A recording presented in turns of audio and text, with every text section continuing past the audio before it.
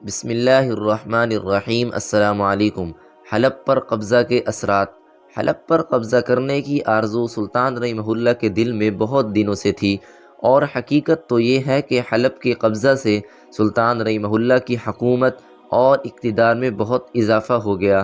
حلب یوں بھی سلطان عماد الدین زنگی مرحوم، نور الدین زنگی مرحوم اور الصالح مرحوم کا دارالخلافہ ہونے کی وجہ سے بہت اہمیت حاصل کر گیا تھا۔ اب یوں سمجھیے کہ سلطان رحمہ اللہ کی حدود سلطنت اس طرف دجلہ سے لے کر نیل تک اور دوسری طرف طرابلس تک بڑھ گئی۔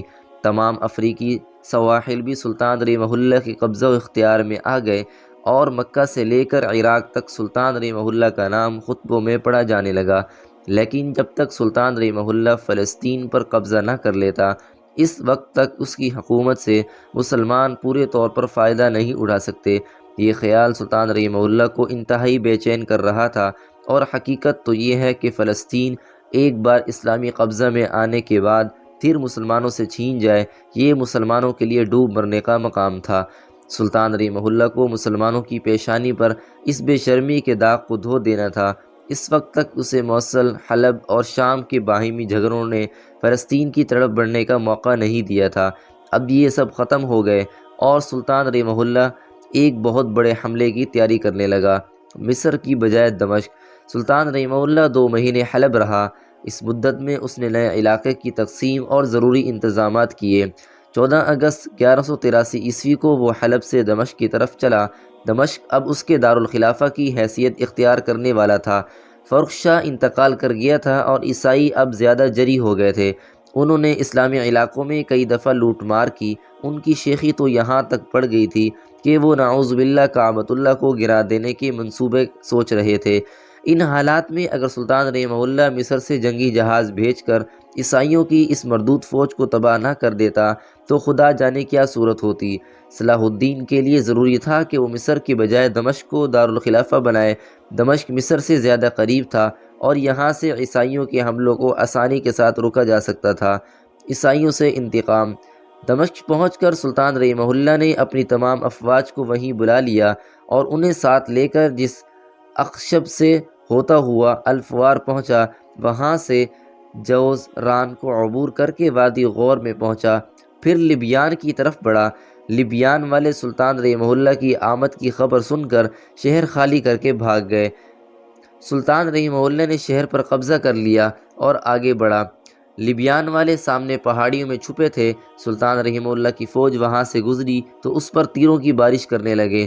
سلطان نے فوج کو وہیں روکا اور شہریوں کو اس گستاخی کی خوب سزا دی۔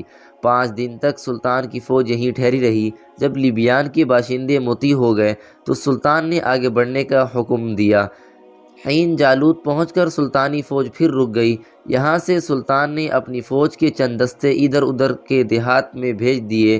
یہ دستے جدھر بھی گئے کامیاب ہوئے۔ تبریہ سے لے کر نظرہ پہاڑی تک تمام علاقے اسلامی قلمرو میں شامل کر لیا گیا۔ عیسائیوں کا مقابلہ۔ سلطان ابھی عین جالوت کسی پر تھا کہ خبر آئی کہ عیسائی بہت بڑی تعداد میں صفوریہ سے فولہ کی طرف بڑھ رہے ہیں۔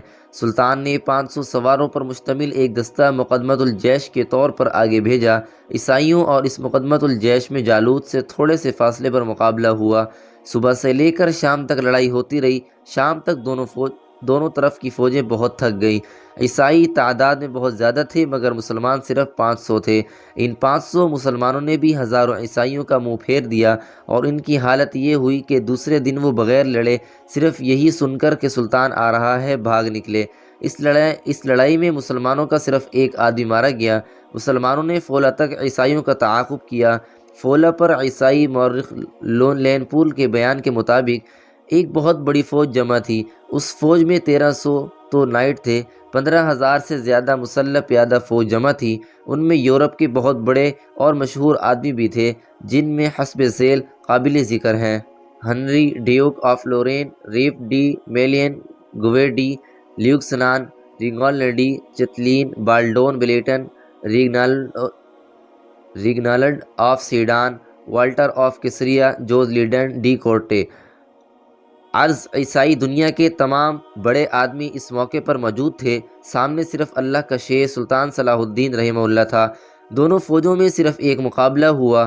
سلطان کے چند سو آدمیوں نے عیسائیوں کے منہ توڑ جواب دیے اور وہ 5 دن تک مقابلے میں نہ آ سکے۔ حیرت کا مقام ہے کہ اتنی بڑی فوج اور اتنے بڑے مشہور آدمی صرف ایک سلطان کے مقابلے میں آنے کی جرت نہ کریں۔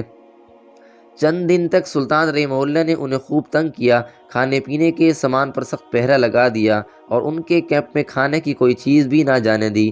ان لوگوں کی حالت اس درجہ خراب ہو گئی کہ انہوں نے بھاگنے کے سوا اور کوئی راستہ نہ دیکھا۔ تماشا دیکھیے، دنیا کفر کا کتنی بڑی فوج آگے آگے بھاگ رہی ہے اور پیچھے سلطان رحمہ اللہ کے تیر انداز ہیں۔ صفوریہ تک عیسائی فوج آگے آگے اور مسلمان پیچھے پیچھے بھاگے۔ صفوریہ پر پہنچ کر دونوں فوجیں رک گئیں۔ یہاں سے مسلمان فوج واپس آئی اور راستے کے تمام علاقوں کو لوٹتی اور اسلامی قلمرو میں شامل کرتی قولہ پہنچی۔ دمشق میں فوج تو قولہ میں ٹھہری اور سلطان رحمہ اللہ دمشق کے انتظامات کی خاطر دمشق آیا اور چند دن کے قیام کے بعد دمشق سے روانہ ہوا۔ دوستو، امید ہے آج کی ویڈیو آپ کو اچھی لگی ہوگی۔ اگر ویڈیو اچھی لگی ہو تو لائک، کامنٹ اور شیئر کریں اور ہمارے یوٹیوب چینل علمی وائس کو سبسکرائب کریں تاکہ نیو آنے والی ویڈیو کا نوٹیفیکیشن آپ تک بر وقت پہنچ سکے۔